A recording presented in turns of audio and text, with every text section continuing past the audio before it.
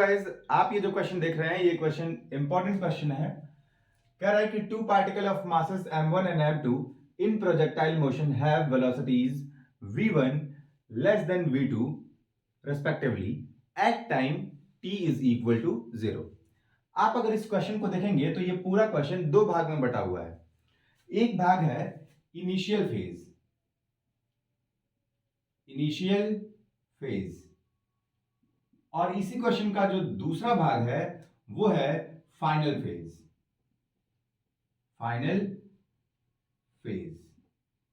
ठीक, अब चलिए देखते हैं कैसे, मैंने आखिर ऐसा क्यों बोला है कि इनिशियल फेज और फाइनल फेज है। चलिए देखते हैं। देखिए, सबसे पहले कहा गया है कि मास m1 है और m2 मासेस है।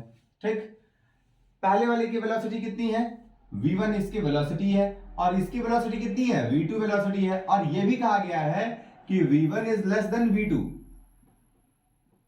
जिसका पूरे सॉल्यूशन में कोई भी यूज है ही नहीं। ठीक, तो ये जानिए। और टाइम क्या कहा गया कि टाइम भैया 0 सेकेंड। ठीक, कह रहा है कि वो जाकर के कोलाइड हो जा रहे हैं, यानी एक जगह टकरा जाते हैं। ठीक, और टकराने के बाद से जो टाइम टकराने समय रहता है वो t नॉट रहता है। फिर कह रहा है कि टकराने के बाद, ये जो बाद वाला है ना, यही क्वेश्चन को दूसरे पार्ट में लेके जा रहा है, यानी एक फाइनल फेज। तो टकराने के बाद से जो वेलोसिटी हो रही है किस वाले मास की? m1 मास की जो वेलोसिटी हो रही है वो v1 डैश हो जा रही है। और जो m2 मास है इसकी वेलोसिटी कितनी हो जा रही है? v2 dash. ठीक है, और टाइम कितना हो जा रहा है? यहां पर जो टाइम हो जा रहा है ये हो जा रहा है 2t नॉट। ठीक, कह रहा है लेकिन इसके बाद भी जो ऑब्जेक्ट है वो एयर में ही मूव कर रहे हैं। तो आपको वैल्यू निकालनी है mod m1 v1 dash plus m2 v2 dash minus m1 v1 plus m2 v2। इसकी वैल्यू निकालनी है। नीचे 4 ऑप्शन दिए गए हैं, कोई भी एक आंसर होगा। तो चलिए हम सॉल्व करते हैं। गाइस, सबसे पहले हमें क्या करना है? Consider both masses together. हमें दोनों ही मासेस को एक साथ में कंसीडर करना है। तो फिर हमारा मास क्या हो जाएगा? टोटल मास क्या हो जाएगा? m1 plus m2। अब आप सुने होंगे F is equal to ma। कहां सुने होंगे? ये आप सुने होंगे सेकेंड लॉ ऑफ मोशन। किसका second law of motion? Newton का।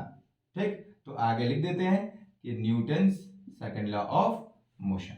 ठीक, अब F is equal to m की वैल्यू हमने कितना कंसीडर किया था? दोनों ही को जोड़ करके, यानी m1 plus m2।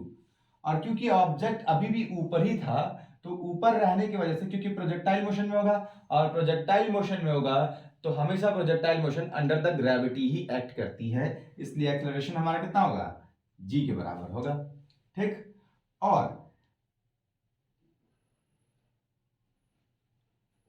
By applying Newton's second law of motion, Newton के सेकेंड लॉ को अगर हम अप्लाई करें तो क्या कहता है सेकेंड लॉ? कि force is equal to rate of change of momentum, यानी कि मोमेंटम में बदलाव जो है वही किसके बराबर होता है? फोर्स के बराबर, लेकिन rate of change of momentum. अब देखिए, डेल्टा पी की वैल्यू क्या होती है? तो ये हो जाती है final momentum minus initial momentum. Final momentum minus initial momentum. ठीक है, अब फाइनल मोमेंटम क्या हो जाएगा? तो बाद में वेलोसिटी क्या आया?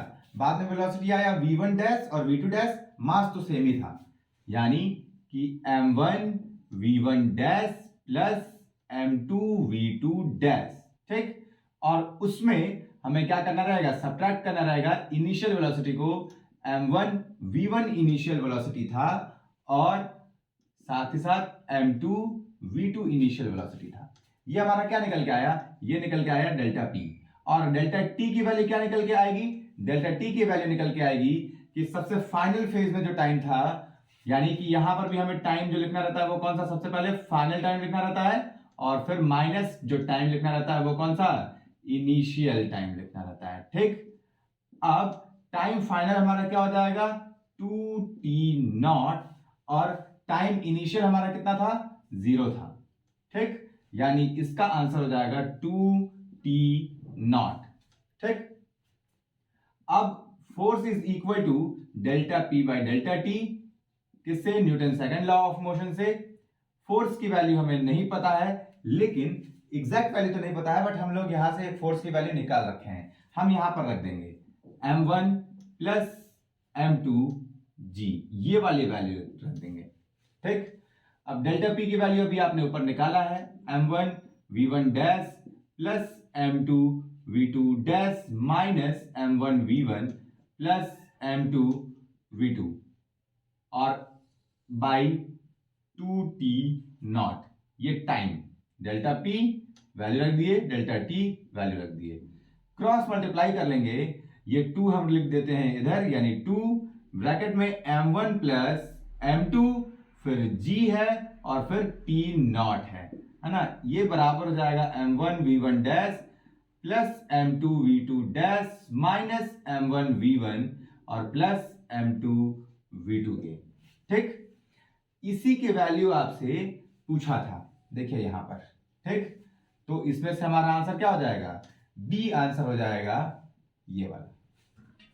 उम्मीद है गाइस आप समझ पाए होंगे, क्योंकि बहुत बेसिक से मैंने समझाने की कोशिश की है। अगर आप समझ गए तो वीडियो को लाइक कर दीजिएगा, कमेंट करके बताना ना भूलिएगा, और अगर आपको कोई डाउट हो तो वो भी आप कमेंट कर दीजिएगा, मैं जल्दी से जल्दी आपको रिप्लाई करने की कोशिश करूंगा। बहुत बहुत धन्यवाद।